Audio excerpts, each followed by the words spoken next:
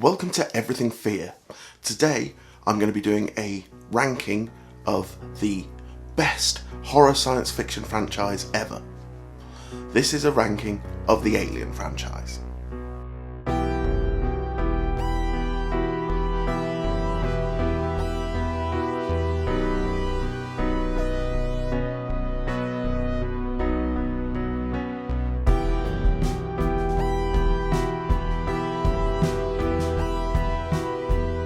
Hello and welcome to Everything Fear. I'm Kit Tinsley, I'm a horror author, film academic and general horror geek. If you enjoy this video, if you'd consider subscribing, liking the video and maybe tickling that bell icon to be notified of when we upload future content, that would be great, thank you. So today I'm going to do my personal ranking of the entire Alien franchise. This includes all of the original movies, the prequels, and the Aliens vs Predator movies. There are 8 movies in the Alien franchise as a whole. So in 8th place we have AVP, Aliens vs Predator, Requiem. Perhaps the worst movie ever to feature the xenomorph. After the disaster that was the first Aliens vs Predator, it's hard to believe that the filmmakers of the sequel managed to make the first movie look like a masterpiece. A near nonsensical plot, ridiculous hybrid creatures. It's predictable and features virtually no tension whatsoever.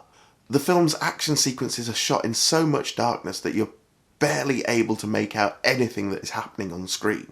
Bar a few performances from some virtually unknown cast members who really commit to this nonsense, the film has very few saving graces. Number 7. AVP, Aliens vs Predator. Dark Horse Comics' Aliens vs Predator series was some of the best independent comics of their time, combining the best elements of both franchises into utterly engrossing stories. The crossover was suggested in a scene towards the end of Predator 2, where Danny Glover's character discovers a xenomorph skull aboard a Predator ship. On paper it made perfect sense. 2 of cinema's most iconic extraterrestrial monsters locked in combat. The Predator, a skilled and intelligent hunter. The Xenomorph, a biologically created super weapon. It really should have been great. However, the decision to take 2 famously R-rated franchises and combine them into a PG-13 movie just made no sense whatsoever. The result is a movie that never lived up to the potential of its idea. Number 6, Alien Resurrection. For me, this is where the series really started to lose its way. It could have been really good. Jean-Pierre Jeunet was a brilliant and visionary director who already had classics such as Delicatessen and The City of Lost Children under his belt. Add to that a cast that included Winona Ryder, Ron Perlman and Brad Dourif. And what we should have got would have been a brilliant, disturbing and off-kilter Alien sequel. However, the film never quite lived up to that. The first mistake, I think, was the clone alien hybrid Ripley. I loved the character of Ellen Ripley and Sigourney Weaver's portrayal of her, but I think they should have left her dead after the end of Alien 3. The alien hybrid clone storyline and performance took away from the humanity that made the character great in the first place. Then there is the actual alien-human hybrid in the movie. Now this could have been a wonderfully gross and disturbing creature, but instead it was kind of goofy looking and not scary at all. The CGI back then wasn't quite good enough to make the xenomorphs move properly in computer-generated images. However, the scenes of them swimming were quite good. I really enjoyed those sequences. In the end, a somewhat missed opportunity for greatness. Number 5, Alien Covenant. Ridley Scott's second Alien prequel movie feels somewhat a mess.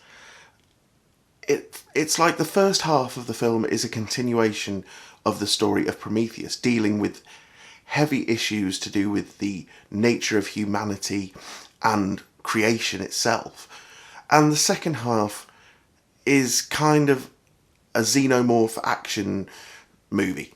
And it feels like that second half was added in just to appease the fans who didn't like the fact that there were no xenomorphs in Prometheus.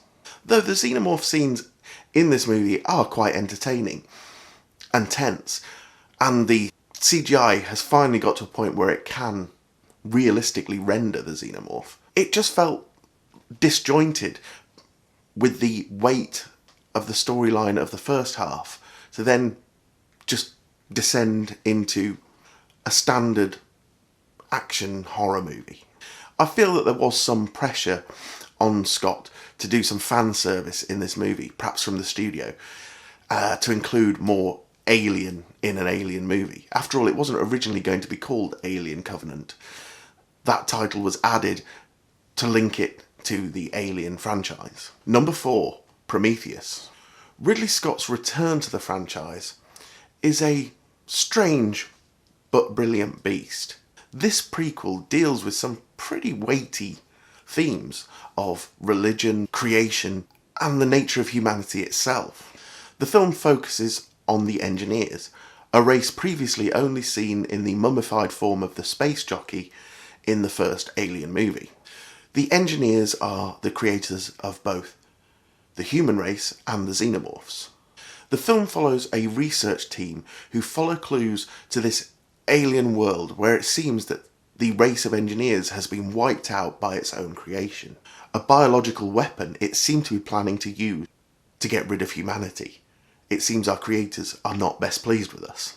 The film perhaps falls under the weight of these themes, as there are some plot holes and questionable decisions made by characters in the movie. On the whole, though, a bold and thoughtful movie that brings a little class back to the franchise. Number 3, Alien 3. David Fincher was pretty much an unknown director when he made this Alien threequel. There had been ideas floating around for years for a third part of the movie. A script written by iconic sci-fi author William Gibson, for one. And the idea of it taking place on a man-made wooden planet inhabited by monks.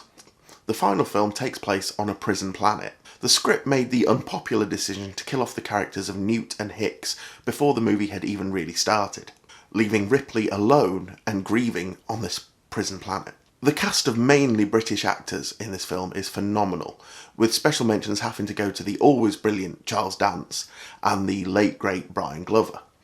With there being limited weaponry on this prison planet, the film goes back to the alien feeling indestructible like it did in the first movie. I also think that it tried to recapture some of the horror feel of the first movie, taking it a little away from the more action movie orientated feel of the second movie. Not a perfect movie by any stretch of the imagination, but still a good movie in its own right, and far better than the hate it gets sometimes. Number 2, Aliens.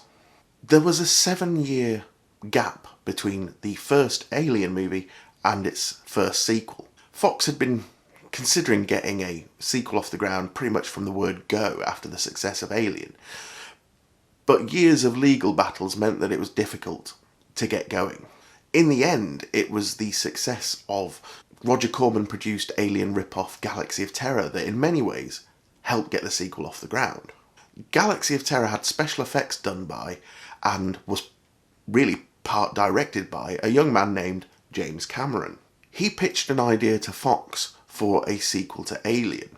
Fox still weren't sure though, but after the success of his movie The Terminator, they instantly said, yes, okay, Mr. Cameron, you can make this movie. Cameron made the really wise decision to make the film a very different thing from the original. If Alien was a horror movie set in space, Aliens is a war movie set on an alien world. This shift in tone allowed Cameron's sequel to honour the original, whilst very much carving its own path and being very much its own thing. This idea that if one of these things was so dangerous in the first movie, what would an army of them be like, is a very exciting idea. Though for me, the ease with which the aliens can be destroyed with machine guns kind of takes away some of the almost supernaturally indestructible feel that the alien creature had in the first movie. But that's a small gripe for what is, essentially, a great film and possibly the best sequel to a horror movie ever made. So, at number 1, the greatest film in the Alien franchise? Alien. Now, Dan O'Bannon, who co-wrote the film Alien, had worked with John Carpenter on a movie called Dark Star. In that film, a group of workman-like astronauts pick up this strange, funny alien creature. But O'Bannon thought, what about if this same blue-collar crew had picked up a creature that wasn't cute and wasn't funny? What if they'd picked up a creature that was basically an indestructible killing machine, an apex predator to end them all? So was the basis of O'Bannon's script for a movie called Star Beast, a name that was thankfully changed to Alien after he realised how many times that word is used within the script. British director Ridley Scott was brought on board to helm the film. Scott's style and his decision to bring on Swiss surrealist artist H.R. Giger to design both the alien world and the alien creature really elevated this film from being a standard creature feature to being a masterpiece of cinematic terror. A film that in over 40 years, with so many sequels, prequels, sidequels, has never ever been matched. Well, thank you very much for joining us, and until next time, stay scared.